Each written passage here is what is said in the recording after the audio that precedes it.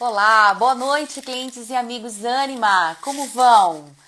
Estamos no ar com a temporada Novas Carreiras, o que elas vão nos ensinar. Nós temos convidados muito especiais que exercem nessa temporada, são pessoas que exercem carreiras ainda não tão conhecidas. Deixa eu incluir aqui. Exercem carreiras ainda não tão conhecidas, trajetórias que farão a possibilidade de nós repensarmos as nossas carreiras, né?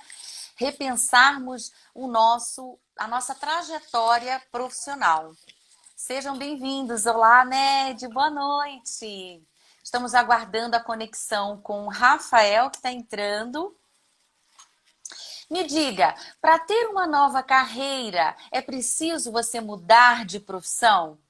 É necessário mudar de profissão para ter uma nova carreira? No nosso último encontro, nós discutimos um pouco sobre isso, né? Profissionais que se formaram em carreiras tradicionais em profissões tradicionais, desculpa, tiveram carreiras novas, exerceram carreiras novas, carreiras inclusive consideradas carreiras do futuro. Então, para exercer uma nova carreira, não necessariamente você precisa ter uma nova profissão. Essas inspirações, estou tentando aqui incluir o nosso convidado. Vamos lá. Essas inspirações é o motivo dessa temporada. Esperança de trazer o novo, esperança de pensarmos novas possibilidades para o nosso futuro e, principalmente, termos insights, né? Termos novas possibilidades e imaginar que nós podemos reconstruir a nossa trajetória profissional. Será que, mediante tantas incertezas, nesse contexto de crise, ainda não, Rafa, ainda não. Estou te incluindo aqui pedindo a sua conexão. Será que nesse contexto de crise ou no contexto de instabilidade econômica, nós vamos identificar novas motivações intrínsecas para as atividades que a gente exerce hoje dentro da nossa profissão? Ou será que vamos buscar uma análise mais profunda? Vamos buscar um propósito maior para a nossa carreira? Vamos ver se a gente consegue agora. Sejam bem-vindos. Olá, Fábio. Olá, Terracota. Sejam bem-vindos. Estamos entrando aqui com a conexão. Eu conto com a participação de você. Tragam as suas questões, compartilhem. Se você tomou uma decisão diferenciada, viveu uma experiência, uma trajetória que você acha interessante, que pode inspirar outras pessoas, esse é o momento da gente trocar aqui, né? Estabelecermos esse fórum de troca pensando na nossa carreira. Olá, Maibe, boa noite. A gente está tentando aqui a conexão com o Rafa, que está entrando. Ainda não, Rafa, mas eu já te dei autorização. É assim mesmo. Olá, boa noite. Se você exerce uma carreira que ainda não é tão conhecida, ou você tem uma trajetória profissional não tradicional, conta aqui pra gente. Compartilha como foi que você fez. Vamos lá? Como foi que você fez para trilhar, né, essa trajetória? Quais foram as decisões que você tomou? Vocês sabiam que quando você toma uma decisão por carreira... Olá, Rafa! Estava dando aceito. Boa Aí, funcionou. noite, funcionou. Seja bem-vindo. Boa Sejam noite. bem-vindos todos. Eu estava comentando aqui, Rafa, um pouquinho sobre essa temporada, o objetivo dessa temporada e um pouquinho da inspiração que nós temos para esse trabalho, para esse projeto, novas carreiras, o que elas vão nos ensinar. E eu estava comentando sobre a tomada de decisão. Quando nós tomamos uma decisão na nossa carreira, ela tendencia os próximos 5 anos da nossa trajetória profissional, né? E eu já quero aquecer, já quero começar a te Verdade. perguntar. Bom, vamos apresentar o Rafael. Rafael Origoni é Business Development Marketplace e LOT. É assim que fala, LOT? IoT. IoT, na TIM Brasil, agora sim. Responsável por desenvolvimento de novos negócios B2B relacionados ao tema Internet das Coisas, atuando no desenvolvimento e implementação da jornada digital do segmento corporativo. Então, nós vamos falar, inclusive, sobre tendência desses temas hoje aqui e a visão do Rafael sobre esses temas no mercado. Vamos começar contando sobre, na minha opinião, a parte mais inspiradora do nosso bate-papo, Rafa, carinhosamente chamando, que é a sua trajetória profissional, né? Conta um pouquinho pra gente como é que você trilhou esse caminho, né, para chegar até essa posição. O que você buscou? Que funções você exerceu até então? Conta um pouquinho pra gente. E a galera já tá mandando beijos e muitos corações. Conta um pouquinho pra gente da Que legal. trajetória profissional. Eu fico muito lisonjeado de poder falar e compartilhar um pouco da minha experiência aqui com você. É muito carinhoso assim, para mim poder dizer o caminho que eu trilhei, porque até pouco tempo, a gente sempre. Até pouco tempo, né? Isso é muito comum a gente se questionar sobre as decisões que a gente tomou ao longo da nossa vida, principalmente no que se refere à nossa própria carreira. E eu acho que um pouco do que a gente vai conversar hoje é muito sobre isso, sobre a gente assumir as responsabilidades sobre as nossas decisões e arcar com os resultados que a gente vai colher disso, sejam eles esperados ou não esperados, né? Então, a minha trajetória ela é muito engraçada. Eu já falei, puxa, em diversas palestra, aulão, né, na UFRJ, na SPM, onde estudei, lá na TIM no ano passado, pude palestrar sobre esse tema também, e eu gosto muito de falar. No começo eu ficava um pouco meio sem graça, assim, dizer, o que você fez? Cara, eu trabalho desde os 15 anos, né, então, assim, comecei trabalhando na loja da minha mãe, ralando pra caramba, todo mundo indo pra praia e eu trabalhando, isso a gente aprende bastante sobre a relação de trabalho, né? Trabalhei até eu entrar para a faculdade e no começo da faculdade eu tive a oportunidade de ir para a empresa júnior, que também não é um caminho muito comum que as pessoas seguem. E ali eu tive uma experiência muito bacana, assim, e lá foi meu primeiro cargo de liderança. Eu tive a oportunidade de dirigir uma empresa de consultoria formada por estudantes de 30 pessoas. Então, assim, foi minha primeira equipe. Eu e mais dois diretores, a gente começou bem forte nisso, isso foi muito bacana. Depois disso, ainda como estudante, eu fui para a TIM. Meu primeiro momento na TIM, eu estagiei na TIM, na área de inteligência, em marketing.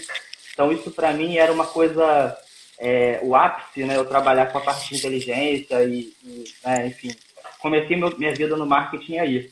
Fui efetivado na área de marketing mesmo, só que aí foi meu primeira experiência na área de produto, que é onde eu venho trilhando bastante esses últimos, sei lá, 10 anos. A gente pode falar que eu trabalhei com marketing e muito foco em produto. Lá, aí, em termos históricos de telecom, é engraçado, eu cuidei do primeiro plano controle da TIM, que era um Frankensteinzinho, né, mistura de pré-pago com pós-pago, que foi o primeiro, e já foi um desafio. E lá fiz o meu primeiro lançamento nacional, que foi também um produto inovador, que foi um telefone fixo da TIM, né, o primeiro fixo móvel que existiu no mercado brasileiro, que está das Américas. Foi um projeto que eu liderei ainda muito júnior, né, então foi uma experiência legal de ver um produto meu ser lançado no intervalo do Fantástico, e foi todo mundo da equipe assistindo um bar do Fantástico só para poder ver o intervalo, que é onde ia lançar, e foi uma repercussão muito grande. E nesse momento, né, que aí acho que foi a minha primeira grande decisão, eu estava seguindo esse caminho, foi um trabalho bem exaustivo, isso a gente tem que dizer, esses primeiros anos na TIM foi bem cansativo. Eu moro em Itaipu, em Niterói, e a TIM fica na Barra, então quem não conhece, são 50 quilômetros de distância para ir, 50 quilômetros para voltar, mais engarrafamento. Então, assim, é uma perseverança intensa mesmo de você querer fazer isso. Lá, nesse momento, eu tomei a minha primeira decisão de pedir demissão e sair de uma carreira que, pelo que meus gestores na época falavam, seria muito promissora, pela forma com que eu estava performando para um recém-efetivado. Então, já me foi atribuído uma responsabilidade muito grande de puxar, né, liderar um projeto gigante na empresa, e foi muito legal. Então, assim, também cansei um pouco, né, desse momento, e foi abrir minha primeira empresa, que aí eu voltei para voltei, né? Fui abrir uma distribuidora de cosméticos que não tem absolutamente nada a ver com o que eu fazia, mas tinha a ver com, né, com o negócio que a minha família toca até hoje, que era na área de varejo. Então, fui trabalhar com cosméticos através de networking, isso foi muito legal. Aí eu aprendi bastante o valor do relacionamento que a gente tem. Eu fui colocado em contato com um alto executivo de uma marca espanhola, uma empresa chamada Henkel, que é uma gigante, né, na área de produtos de consumo, e eles estavam procurando um distribuidor para abrir um mercado para eles aqui no Rio de Janeiro, de uma marca específica. Então, foi minha primeira experiência empreendedora, onde eu tive que montar uma equipe de vendas, e montei e trabalhar com vendas que eu nunca tinha trabalhado, né? Liderar uma equipe grande, cobrir uma parte do estado do Rio de Janeiro. Então, assim, foi difícil. Nesse momento você tinha mais ou menos que idade? 26, talvez uns 26 anos. Você teve um aconselhador para essa tomada de decisão? Você tomou essa decisão sozinho? Como é que foi essa questão da tomada de decisão? Olha, foi assim, né, a gente conversa com as pessoas que estão próximos da gente, né, família, os amigos, mas não tive nenhuma assessoria, nenhuma mentoria, nenhum líder na área de carreira ou, né, que pudesse me ajudar a, a, a saber o que eu estava fazendo, né, que eu podia estar arruinando minha vida ali, eu não sabia, né, enfim. E foi uma decisão difícil, muito difícil mesmo. Então, hoje eu trabalhando na TIM, eu escuto às vezes, se eu pudesse, eu largava isso aqui e abria um negócio para mim. Eu falei, rapaz, presta atenção no que você está falando, você não sabe o que é lá do outro lado. Então, assim, acho que todo mundo pode tomar uma decisão dessa e é isso, é um peso essa decisão. Então, eu comecei a empreender a partir daí. E como foi depois? E aí, depois desse trabalho, a gente fez um trabalho, né, de uns 2, 3 anos também. A gente fez uma abertura de mercado para a marca, isso foi muito legal. Era bem o nosso escopo. E aí também já fiz uma próxima mudança que eu me mudei para a Austrália. Né? Sempre tive essa vontade de morar fora, de saber, né, como é que é essa experiência de morar em outro país, de você ter uma nova vivência.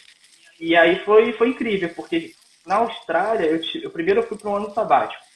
Né? Então, assim, juntei, né, o meu dinheiro lá todo, vendi carro normal, padrão, que todo mundo faz em ano sabático, e juntei um dinheiro e fui para lá fazer tem que ir com visto de estudante ou turista, enfim, eu não fui com visto de trabalho, fui com visto de estudante, então me matriculei num curso de inglês, super padrão, já falava, né, mas eu precisava estudar alguma coisa, e fui para lá com um visto de 6 meses, né, e aí lá eu passei 4 anos, então eu gostei bastante. E é engraçado que lá eu tive outra decisão para tomar. Eu tinha dinheiro para ficar mais ou menos 2 anos sem trabalhar, né, o que é ótimo, mas vivendo com a conta bem milimétrica. Ou eu podia viver lá durante 1 ano e viver 1 ano sabático, né, viajando, fazendo tudo que eu queria. Então aí eu já decidi, eu falei, 2 anos não, acho que eu vou viver 1 ano bem vivido, né, de férias de verdade. E depois eu dou um jeito, se eu quiser ficar eu fico, se eu quiser voltar eu volto. E aí eu fiquei esse ano inteiro me divertindo e até acabar o meu dinheiro completamente. Aí acabou, zerou, falei, ótimo, agora eu não tenho absolutamente nada, agora eu vou ter que fazer alguma coisa. E eu acho que você se deparar com essa decisão, falar, legal, agora eu não tenho nada, eu tenho que fazer alguma coisa. Tem uma expressão, né? Você tem que queimar os seus navios. Uma vez que eu já não tenho mais nada, agora eu tenho tudo. E qualquer oportunidade eu vou avaliar de uma forma diferente. Então, eu achei muito interessante que esse período na Austrália eu aprendi muito a viver. Né? Lá você ganha por hora. Então, se eu estou querendo um estilo de vida mais relax, eu posso trabalhar pouco e vou ganhar menos. Agora, se eu quiser bastante dinheiro, eu posso trabalhar muito e vou ganhar muito. Então, isso me tirou um pouco desse mindset brasileiro, né, que a gente tem que fazer tudo, é tudo muito difícil, você tem que estar empregado, você não pode experimentar muita coisa. Então, lá eu trabalhei tudo que você possa imaginar e não possa imaginar. Assim, a parte que quando eu falo, todo mundo gosta, que eu sempre falo, lá eu trabalhei até em bartender, no strip club, Eu trabalhei de roupa, tá, gente? Trabalhava vestido, tranquilo. Era um strip club de família. Mas essa história que a gente vê das meninas peladas, é isso aí mesmo. Os donos eram motoqueiros, esses todos tatuados, tipo uma super gangue de bike. Parecia um filme. E embaixo tinha um clube de rock and roll, então assim, eu tava num lugar que, pra mim, as pessoas me ligavam, pô, você não quer voltar pro Brasil, não? Eu falei, agora não. Porque ainda ganhava muito bem. Recebia tipo 20, 30 dólares por hora. Então, assim, você vê quantas coisas a gente se submete para ir descobrindo outras coisas e no final das contas, sim, eu achei uma experiência muito boa, porque disso eu comecei a fazer network com os donos dos clubes e aí que eu abri a minha empresa lá na Austrália, em Mas Copenhague, você começou a fazer um amigão network meu. com o dono dos clubes noturnos, é isso? O Jader tá se acabando de rir aqui com a sua Isso. história, tá mandando 1000 sorrisinhos. A Izinha também, Ah, Ramos, isso tá aí. mandando 1000 sorrisos, tá se acabando de rir. Ricardo já tá com o Ah, que olhão ótimo. aqui, acenando, Ricardo É, né? marido. Então, como foi isso? Você Que começou a bacana, ampliar que o seu bacana. networking conhecendo o ramo noturno na Austrália, é isso? Você estava em que cidade? É, em Perth, isso, da Western Australia, na costa Tá oeste. bom. E você começa a viver o mundo onde você está habituado ali, né? Então, a gente identificou algumas necessidades, algumas oportunidades de entretenimento em termos de festa. E aí, o que aconteceu? A gente abriu uma produtora de eventos. Então, a gente fazia gestão de artistas, né? A gente montava as bandas, a gente estava agenciando nomes de artistas do Brasil para ir para lá. Isso não chegou a acontecer, mas era parte do nosso plano. Então a gente começou a gerenciar algumas noites em clubes específicos da cidade, com festa de música brasileira, festa de música eletrônica, enfim, a gente entendeu a dinâmica do negócio. Então isso fez com que a gente pudesse abrir uma produtora e prosperar durante muitos anos vivendo sobre isso. Existe um público que consome esse produto, música e arte brasileira lá, que não sejam brasileiros? Você achou esse nicho de Muito. mercado E aí legal?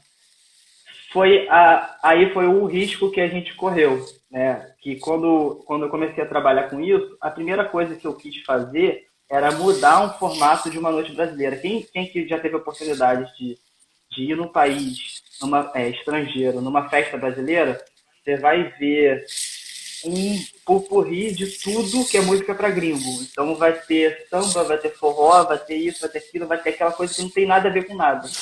E eu falei, pô, como a gente quer fazer um projeto de longo prazo, a gente pode muito bem mostrar a cultura brasileira. Então, nosso discurso foi, ó, existe samba. Dentro do samba, a gente tem esses tipos. Então, cada noite a gente fazia um tipo diferente, porque a gente tinha um portfólio de músicos muito versáteis, músicos profissionais que trabalhavam com a gente. Então, a gente conseguia montar projetos específicos.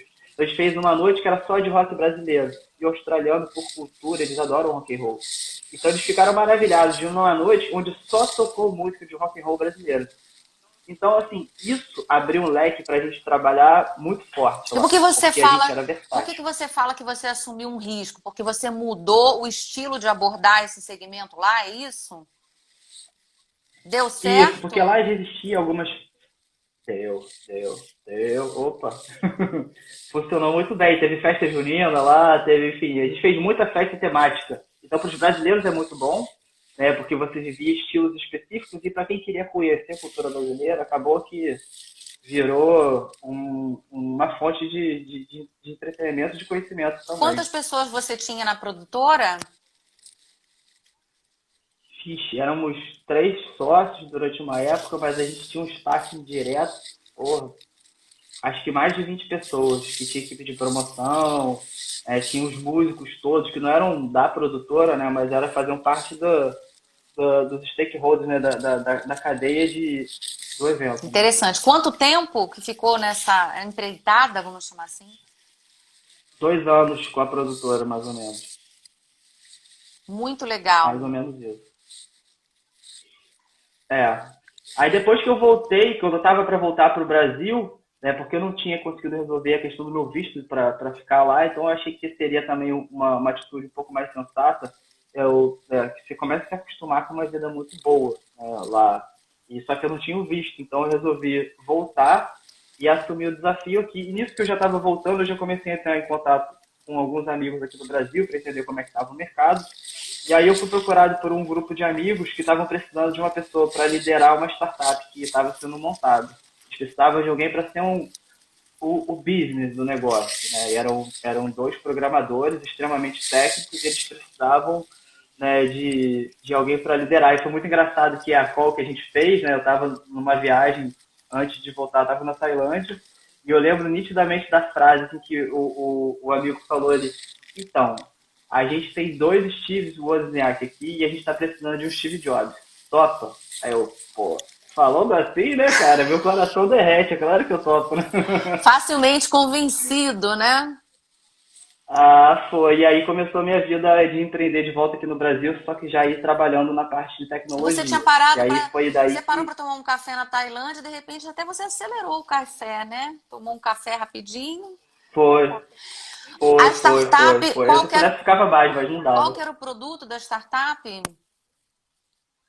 Então, a gente começou com uma empresa de desenvolvimento outsourcing, então a gente fazia desenvolvimento para outros projetos e outros produtos. Só que eles tinham alguns projetos muito bons e muito estruturados e a gente começou a dar uma funilada e dar um foco. Então a gente focou muito num produto que a gente acreditou muito na época, que era uma solução para controle de validade de alimentos para restaurantes. Então o nosso grande discurso é a gente combater o desperdício de alimentos que acontece muito forte no Brasil, são estatísticas terríveis, né, de desperdício de alimentos, e o restaurante ele precisa fazer um controle de validade. Se você reparar, todos os produtos, todos, né, mas os produtos que são manipulados dentro de uma cozinha, ou, sei lá, um vidro de azeite no restaurante, tem uma etiqueta, dizendo, esse produto foi aberto tal dia e ele vence tal dia. Esse controle não existe por software, ele é todo manual. Então a gente criou um software, uma solução com etiquetador e tal, para os restaurantes poderem não só etiquetar de uma forma rápida, porque tudo era escrito à mão, e isso era um problemaço para eles. E o outro é o fato dele não saber quando vai vencer. Então a gente fazia uns alertas também. Então é uma solução muito maneira, assim, a gente foi bastante bem com ela durante um tempo, só que a gente não escalou do jeito que a gente achava que a gente iria escalar. A adesão por parte dos restaurantes não foi tão forte quanto a gente achou que seria. E, enfim, acabou que foi esfriando e o resultado não chegava e a gente não estava pegando outros projetos para desenvolver, que a gente desenvolvia para poder capitalizar a empresa. A gente fez uns projetos muito legais, assim, em parceria com a Polícia Militar do Rio de Janeiro, a gente fez um aplicativo para eles na época. Saiu em tudo quanto é jornal, foi mó barato isso, nunca tinha dado entrevista assim, ao vivo, foi mó barato. Mas acabou que a gente parou de pegar esse tipo de projeto para poder focar nesse. E esse aí, infelizmente, ele não deu certo, não do jeito que a gente esperava. Interessante que você fala sem Mais ou menos sofrimento, isso. né? Você fala com sorrisão. Assumiu o risco, viveu a experiência, não chegou a escalar o produto e migraram de negócio. É isso, tomou a decisão. O que mais te Exatamente. marcou nessa experiência de ser uma startup, né? De ser um cara de business de startup? O que mais foi marcante para você esse ciclo? Olha, a startup, ela foi o último negócio que eu tive, né? E foi o negócio que eu tive no momento que eu me considerava mais maduro em termos de experiência, né? Eu tinha passado por muita coisa e trabalhar numa startup, eu achei que foi muito legal a dinâmica e a velocidade com que a gente consegue fazer as coisas, né? Então, assim, a equipe ela era muito coesa e a gente, quando conseguia achar o flow, as coisas aconteciam de uma forma muito rápida. E é claro, startup a gente faz tudo, né? Então tudo que não era programar eu que fazia. Então tinha que dirigir até o cliente, eu que ia, né? Porque os outros não dirigiam, então era mais ou menos isso. Mas a gente faz tudo e faz muito. E a gente consegue entregar. Então você entende o seu limite de produtividade. Isso é muito legal. Interessante. Muitos aplausos para você. A Izinha Ramos, a Cacá, muitos aplausos, tá? Muitos beijinhos e sorrisos. O Fábio, o Léo, Pirozolo, dando muitos abraços e beijinhos para você. Muitos hellos aqui. Como foi a decisão, então, de sair desse mundo de startup, sendo empreendedor e tendo empreendido antes? Olá, chegando Terracota aqui com a gente, dando um olá também, parabéns. O Jader dizendo que você é um exemplo, olha que bacana. A Que Bruno é isso? mandando um grande cumprimento para você. Que bom, muito carinho, né? Muita admiração, que bacana. Como foi essa decisão de sair de uma startup depois de antes ter sido empresário e voltar para o mercado formal, né? O que que te inspirou? Você buscava, qual era a motivação? Pô, foi difícil. Essa aí foi, acho que, mais Foi o difícil, bom assim, filho a casa porque torna, né? Você tinha uma referência, uma admiração por essa corporação, né? com certeza, assim, muito respeito, muito carinho por muita coisa que eu aprendi lá e eu continuo aprendendo, que é uma empresa que se preocupa com bastante metodologia, então você aprende muito a trabalhar, mas eu voltar para trabalhar em empresa grande foi muito difícil. Primeiro, pensando assim, como é que eu vou organizar meu LinkedIn, né? Eu sou CEO, né? Que é tipo o grande mestre-presidente de uma startup de 3 pessoas, né? Então, o que eu vou botar no meu currículo ali? Então, vocês estão precisando de um presidente, assim, né? Alguém que não é bem um italiano, mas o difícil foi eu saber onde é que eu me encaixaria. Isso aí. E o outro é voltar a trabalhar numa velocidade que eu sei que não é uma velocidade que eu gosto muito de trabalhar, mas entendendo que uma empresa de 10 mil funcionários é muito diferente a tomada de decisão de uma empresa de 3 funcionários.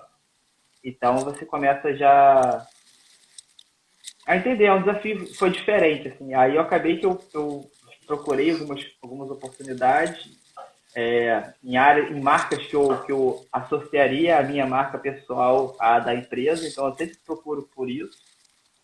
E aí, num encontro com um grande amigo meu, que é gestor lá na TIM, ele falou, ó, acho que vai abrir algumas vagas aqui e tem o seu perfil. Vão precisar de gente com o seu sangue para poder fazer o que eles querem. E aí, voltei. Vamos falar um pouquinho dessa sopa de letrinha? Quando a gente fala que você é um homem de desenvolvimento do marketplace, né? E que você cuida de novos negócios B2B relacionados, porque novos negócios B2B já é uma atividade conhecida. Mas quando a gente fala de internet das coisas e de jornada digital, aí sim a gente está falando efetivamente de uma carreira jovem, de uma carreira recente, que o mercado está aprendendo, está se desenvolvendo. Conta um pouquinho para a gente o que faz, né, esse desenvolvimento de novos negócios, né? Qual é a sua missão principal, né? Isso é muito legal porque quando a gente falou de fazer essa live, eu mesmo não tinha muito claro uma explicação para isso, né? Eu falei, tá, e aí, novos negócios, mas que é novos negócios, né? Como é que eu explico isso para alguém? Isso é uma forma muito rica de aprender, né? Então, obrigado pela oportunidade que eu tive de aprender e aprender mais ainda para poder explicar. E algumas definições que eu gostei, o cara de novos negócios, né, que o business developer, ele desenvolve novos negócios. Mas eles, na verdade, a gente é um caçador de oportunidades, não no sentido ruim do oportunista, mas a gente tem que pensar bastante fora da caixa e, e o objetivo é você construir uma relação de longo prazo com uma empresa que é parceira, né, ou vai se tornar uma parceira sua, para você desenvolver um negócio junto. E esse negócio, ele não necessariamente ele existe. Né? Então, assim, duas grandes marcas vão se juntar para fazer uma parceria que pode ser que saia alguma coisa e pode ser que não saia nada. Né? Mas aí o business developer ele tem que ter uma noção de, de mercado, certo? Isso é bem claro. E entender de construção de relacionamento. Então, acho que essa relação ganha-ganha, ela é muito rica e tem que ser muito transparente, porque a gente está navegando num ambiente de incerteza. Né? Então, a gente não vai ter muita métrica para avaliar. Eu não sei exatamente qual vai ser o resultado e baseado em que eu estou decidindo assumir esse risco ou não. Então você começa a entender que o business developer ele tem uma função de gerar receita para a empresa, sim, como uma equipe comercial.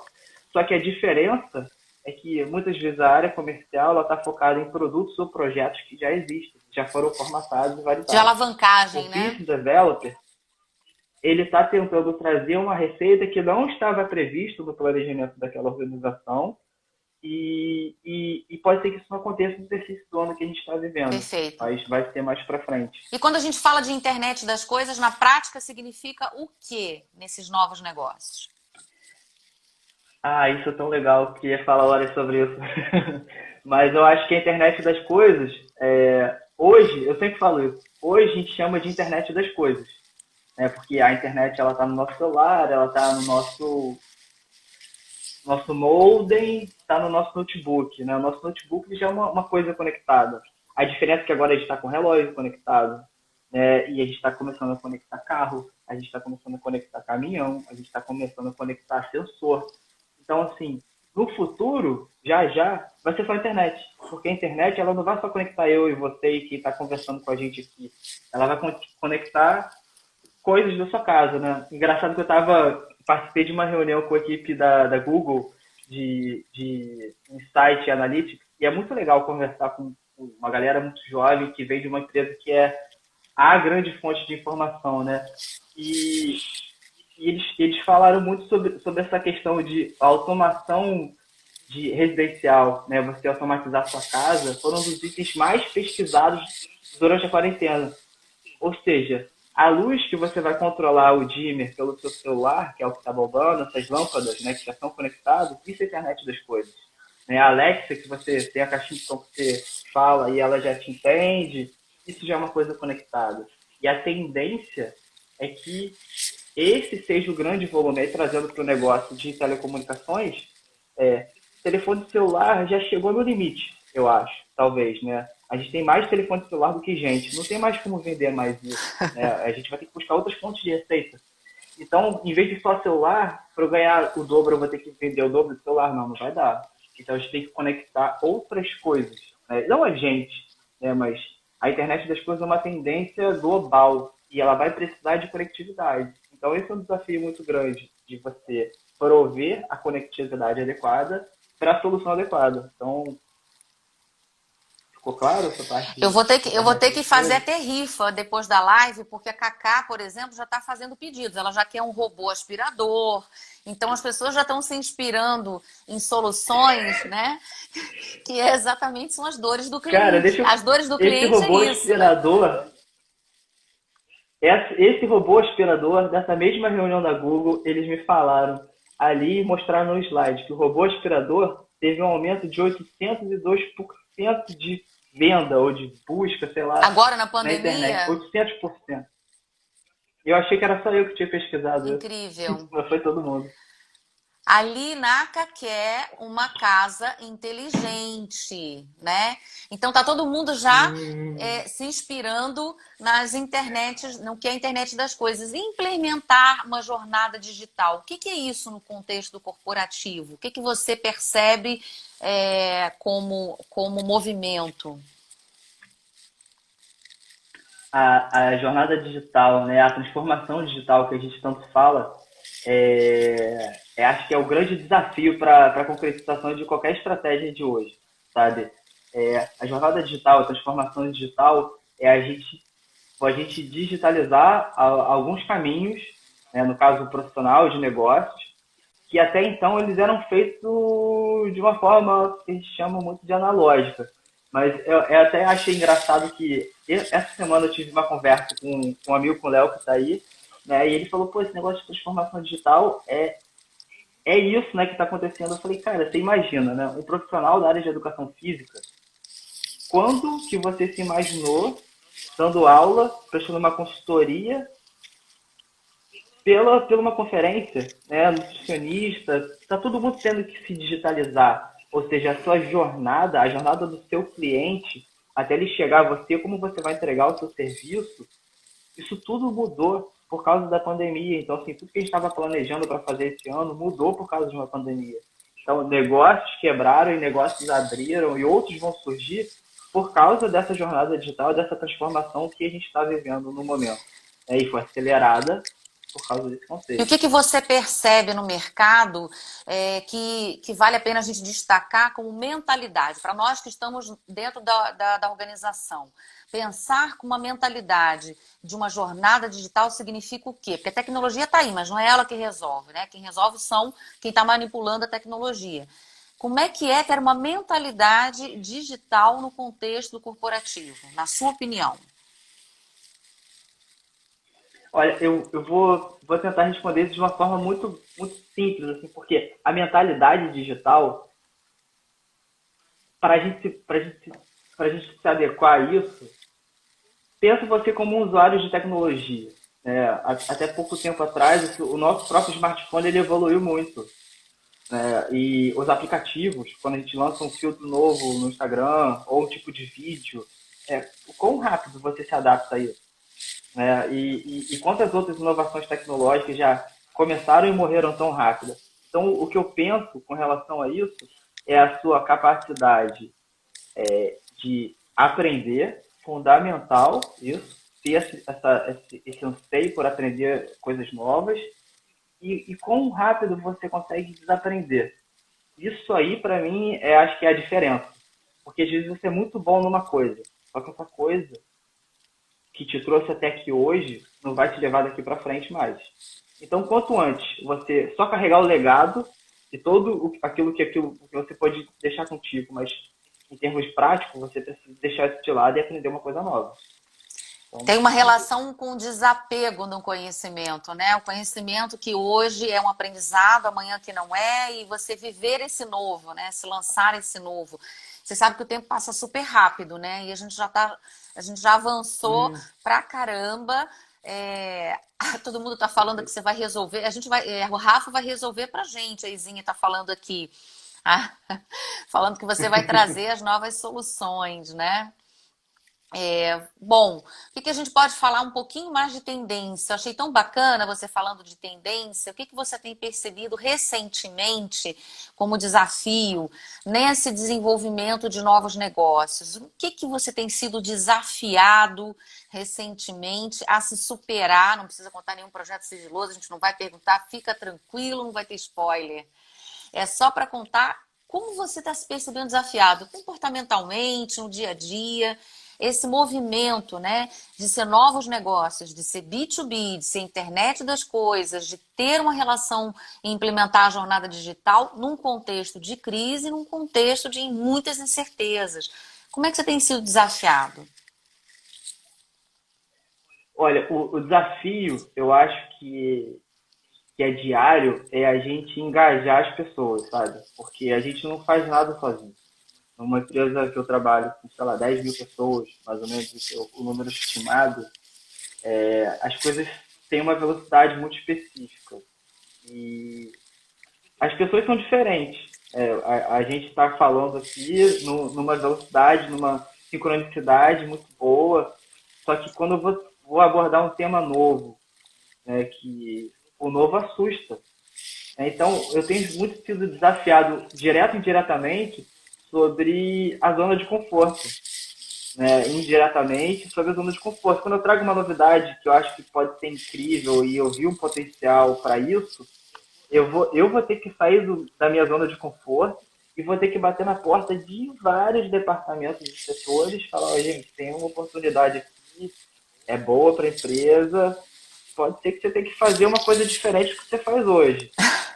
Isso aí tem sido bem trabalhoso, mas somos seres humanos, né? Então acho que a primeira coisa é você tentar entender como é que é o dia a dia dessa pessoa, qual é a meta que ela tem que bater, e se o que eu estou trazendo para ela vai corroborar com o objetivo dela. Então acho que uma vez que a gente tem, tá todo mundo alinhado do que precisa, onde você tem que chegar e por que eu estou levando essa oportunidade, eu acho que a gente vai conseguir engajar. Então é mais ou menos esse o desafio, eu acho. Interessante você dizer assim, porque quando você fala esse exercício que você faz de empatia com o outro, né, sendo um homem de negócio, entender que o outro vai ter as suas dores e que para ele entregar você tem que entender quais são as dificuldades e as dores dele no dia a dia, né? Senão você não vai se conectar, ele não vai engajar no propósito do projeto, né? Então esse primeiro movimento de conexão é super importante. Então, que bacana você trazer isso. A Morgan Benevides está dizendo, Rafa, nesse processo de digitalização, como você vê a importância da gamificação, do gamification? Qual é o papel do gamification na Pô, sensacional. digitalização? Sensacional. O Morgan foi, ele é um cara que tem uma linha de raciocínio que a gente se dá muito bem por causa disso. O jovem promissor executivo lá de onde ele estiver. Essa pergunta é muito boa aqui. O processo de gamification é você atribuir um pouco dessa dinâmica de jogo, né? Jogo para aprendizagem, né? No caso, né? Ou de gamificação, enfim, não é muito a minha área de trabalho, mas já tive contato com donos, sócios de empresas que desenvolvem esse processo de gamification para aprendizagem corporativa. Então, você vai fazer um treinamento com a sua equipe, você pode criar jogos, né, quiz, não só quiz, né, mas jogos muito mais interessantes para você passar um conhecimento. Então, eu acho que esse processo de gamificação, ele, para engajamento, é sensacional. É sensacional porque você não faz um caminho de mão única, né? Eu não estou te despejando um conteúdo, você vai absorvendo e você vai evoluindo à medida que você vai interagindo. Então, para uma jornada digital, isso é fantástico, eu acho, né? Eu acho, a minha opinião Traz a pessoal. possibilidade de co-criar, né? Eu quero dizer para todos vocês que é uma delícia receber o carinho de vocês aqui com o Rafael. Que bacana, né? Aqui está trazendo o Fábio dizendo engajamento com inteligência emocional. É isso aí, Fábio. A gente engaja as pessoas cuidando, né? Envolvendo as pessoas. Compartilhe do seu comentário. Que bacana, que bacana, né? Muitos corações aqui para Que bom que você você. gostou, porque é o meu chefe. Ah, que bom, que bom. Olha, eu queria muito conversar muito mais, nosso tempo está apertado. É, Gente, que bacana, estou muito feliz de estar aqui com você. A gente já sabia que o tempo ia ser apertado, né? Só na nossa reunião para falar do roteiro a gente já conversou tanto, né? E dessa reunião já tivemos tantas inspirações. Eu, como mentora de carreira, fico muito feliz de ver a sua alegria e seu engajamento em sorrir, né? E trazer essa leveza em tudo que você viveu, entre erros, acertos, entre a sua vivência, as suas decisões difíceis e que você tomou com tanta alegria, né? Fazendo dessa jornada uma jornada rica e maravilhosa. Parabéns! Vamos falar um pouquinho de inspiração. Que mensagem de você traz para as pessoas que te inspiraram e que você gostaria de deixar aqui para inspirar as pessoas em agradecimento à participação nesse encontro tão bacana? Poxa, me sinto assim, muito feliz mesmo, de verdade, de poder compartilhar. Eu adoro falar sobre isso, porque todo mundo tem medo de errar, né? E a gente tem uma cultura, uma crença, não sei nem quais são as matrizes, né, sei lá, antropológicas que faz com que a gente tenha tanto medo de errar. E eu acho que a gente tem que perder esse medo de errar, né? Errar, pô, ou então errar rápido, porque daí você ficou ali em cima do muro, não, já cai logo para a esquerda, para a direita, aí se deu errado, você já, né? Então, erra rápido, não tem medo de errar, você vai acontecer, ninguém é perfeito. E aprender com esse erro, que eu acho que é o legado que tu vai ter. Então, assim, eu acho que. Aí, é uma frase que um outro chefe meu colocou que eu achei muito bom. Errar rápido e errar barato. Porque às vezes a gente erra cara, fogo, né, É também. melhor ainda se for barato. Mas, enfim, se puder errar barato é melhor, né, do que errar caro. Essa questão de aprender e desaprender também, pô, gente, na velocidade e no volume de informação que a gente tem, dá para a gente poder criar alguma disciplina para poder aprender alguma coisa e desaprender outra. Então, a gente pode muito bem fazer isso. Nesse papo que a gente teve com a Google, eu achei muito legal, eles falaram duas coisas que me chamaram a atenção.